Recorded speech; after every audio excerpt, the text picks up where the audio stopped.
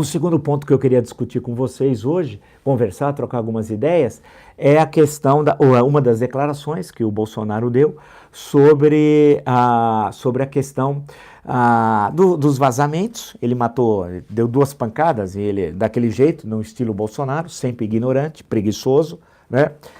Ficou 30 anos sem trabalhar, né? Igual o Lula, né? Acostumou, né? 30 anos, se acostumou, foi se adaptando à preguiça, né?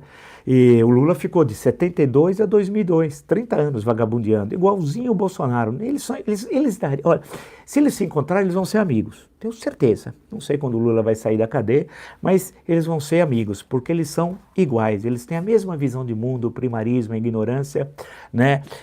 A vulgaridade, são vulgares, mas o Bolsonaro é pior que o Lula. Eu já disse isso, já repeti aqui, disse na Bandeirantes, disse aqui, que ele é um homem cruel, ele é um homem mau, né? Mas vamos deixar isso de lado, vamos discutir. O Bolsonaro falou hoje uma bobagem, mais uma bolsonada, né? As bobagens que ele fala.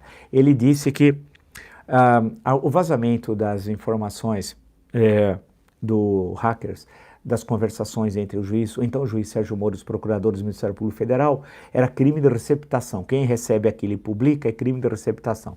Grosso modo, se o sujeito rouba um caminhão, caminhão de geladeiras, o sujeito vai vender a geladeira, compra mais barato portanto, ele está cometendo um crime. Não tem nada a ver uma coisa com a outra. É incrível a ignorância do Jair Bolsonaro, mas é uma ignorância, ele chegou ao ápice da ignorância. Já tivemos vários ignorantes da presidência da República, mas igual ele, ninguém. Ele é hors concours, né? Disparado. Não tem nada a ver. O crime de receptação é uma vantagem individual que você leva.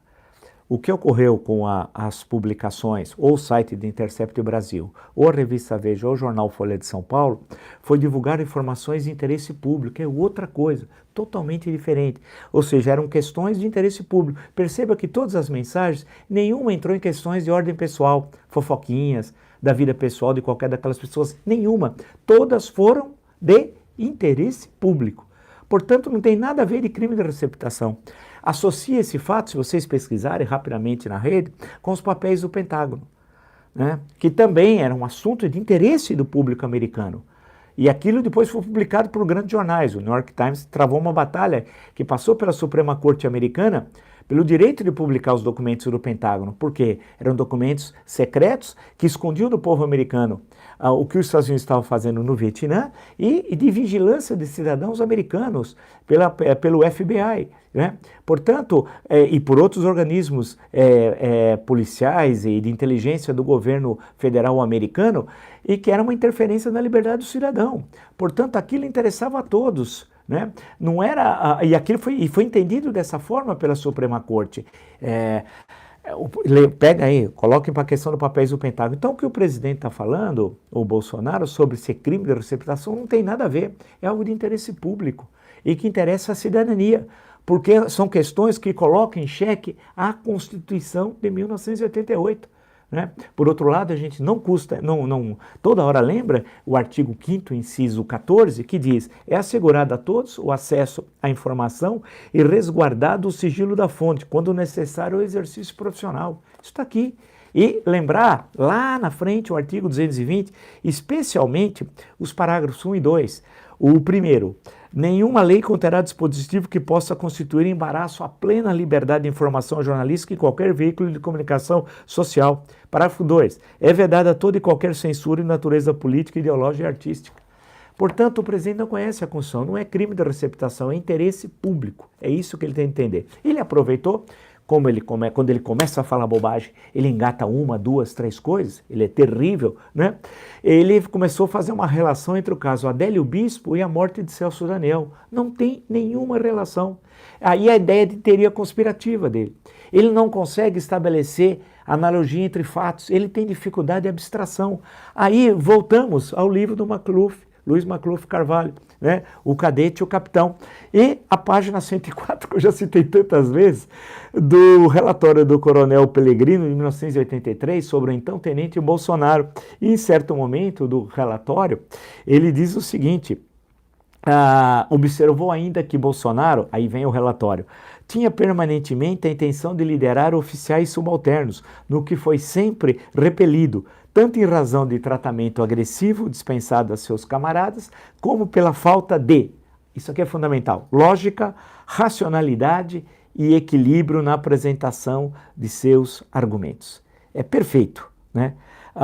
Repetindo, pela falta de lógica, racionalidade e equilíbrio na apresentação dos seus argumentos.